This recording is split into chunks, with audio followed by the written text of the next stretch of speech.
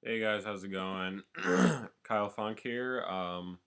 Making my first tutorial video, so I apologize if I go a little slow, but today we're going to be making a engraved or imprint effect with type over background. I'm making this for another IGN user by the name of Spartan Pro. So yeah, I hope this helps. So I picked my background. Um, I know you want like a rocky background, but I thought metal was good enough. Looks a little less grainy, so it's gonna be easier to see and still a little rough, like a rock. So we're gonna make our text. Don't mind if I use your name for this. Um, it's better to use a thicker font for something like this, just so the results are much easier to see and kind of play around with. This font is a Metal Gear Solid 2 font. I'm really into Metal Gear Solid right now, so I downloaded that from dafont.com, dafont.com. So anyway, gonna double click on our text layer, and first thing we're gonna do is change the fill opacity to 0, and not the opacity, because that will hide everything that we make, even our changes. Whereas the fill opacity just changes the fill of the text. For example, we're going to choose a bevel emboss effect, and we can see it. If we change the opacity to 0, then we will not be able to see that.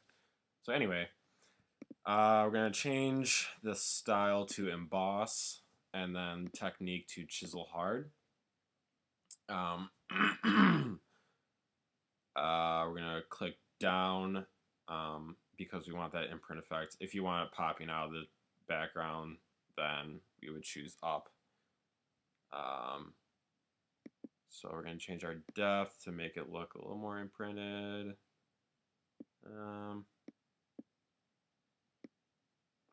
Maybe like a 250, 251, that's fine enough. And then the size, well, a little bit bigger, so not that big. 35 is fine. Our highlight mode is going to be overlay. And change the opacity of that down a little bit to like 25. And then change our shadow opacity. That's good, 50. All right, now that we have those down, go to our contour. Basically, this changes what the imprint looks like, what kind of imprint it is. For example, something like that. That looks pretty cool if you're designing, I don't know what, but you know, these are pretty important for what you're trying to show.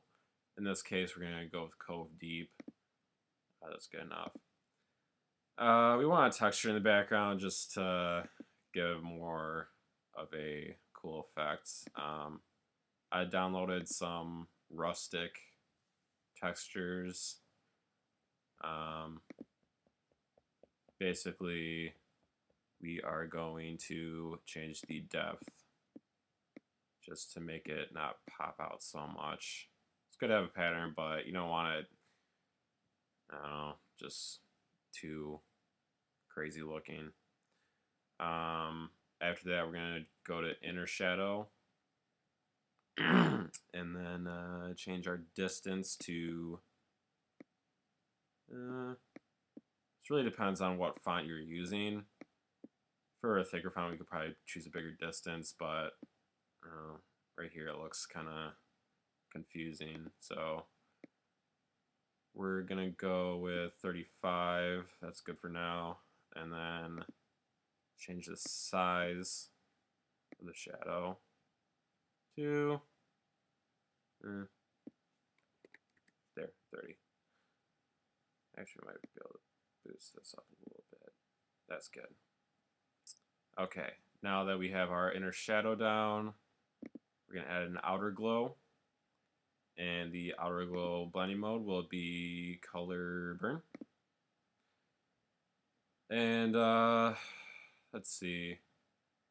I'm going to boost this all the way up, the size of the glow, and then the spread should be, I don't know, yeah, 20 is fine. This basically changes the color of it. Maybe you want something cooler, or you go something a little more, I don't know, badass looking. Sure, that's fine. This looks really dark though, and we don't want that, so we're going to change the opacity down to something really low. Just so that there is like an outer glow, but it's not too demanding. So yeah, not really close to being done yet. I mean, we're getting closer, but yeah. We're gonna change or copy our background layer, and then put that above our text layer. And basically, what we're doing is changing the color of inside the text, just to make it look different from the background. And to do that, we are going to hold down Command key. If you're using Mac, I think if you're using PC, it's Control. So yeah, once you click on the thumbnail while holding down Command, you have your text selected. And then we're going to add a layer mask to the background. And once you do that, everything's looking all neat. We're going to add a new adjustment layer. So we're going to select brightness and contrast. Let's add the contrast all the way up. And then brightness we can change to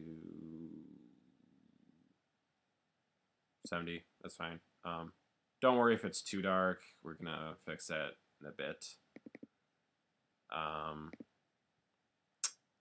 So yeah, once that is done,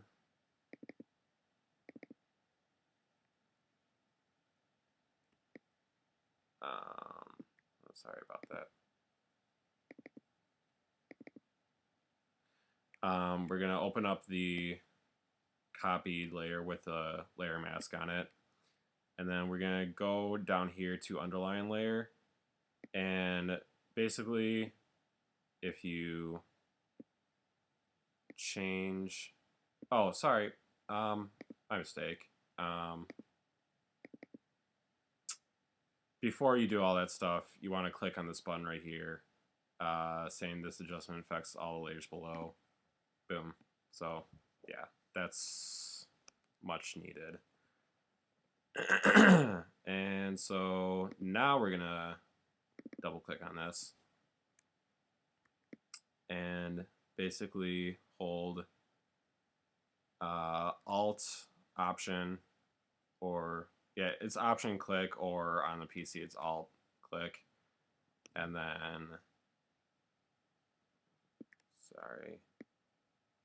so we can spread this part and then add our shadow back, because once we did that brightness contrast effect, then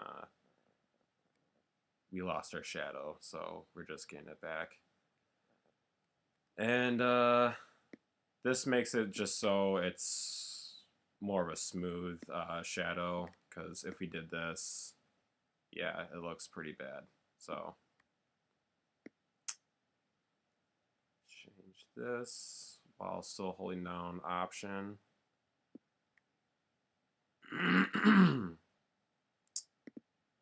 All right, and then we are going to add a,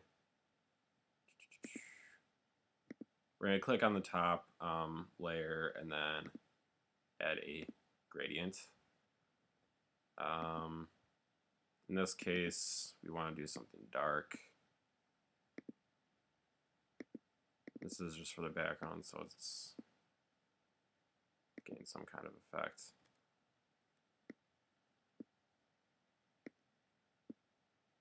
Slide these over so it's not too dark. And I mean, you could do something like this if you want a shadow rising up, but we want to do something radial right now. And reverse the radial effect, so it's coming from the outside. And then change the scale as big as you can, just so we can see our text. And once we got that down, double click on the gradient fill. And then we're going to do the same thing we did before with the background layer by alt-clicking the underline layer. And we want to get a gradient around the text, but we don't want it like completely covering it, so sorry.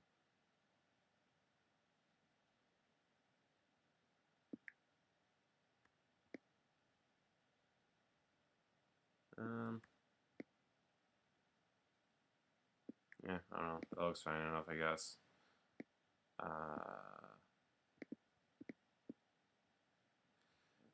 Yeah, so I'm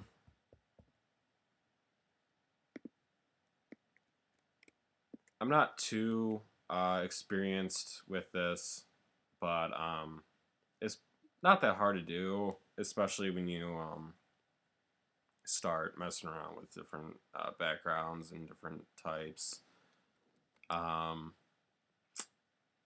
Yeah, so basically, have fun with it. Don't have to get too crazy. There. So yeah, have fun. Hope you learned something, and have a good day.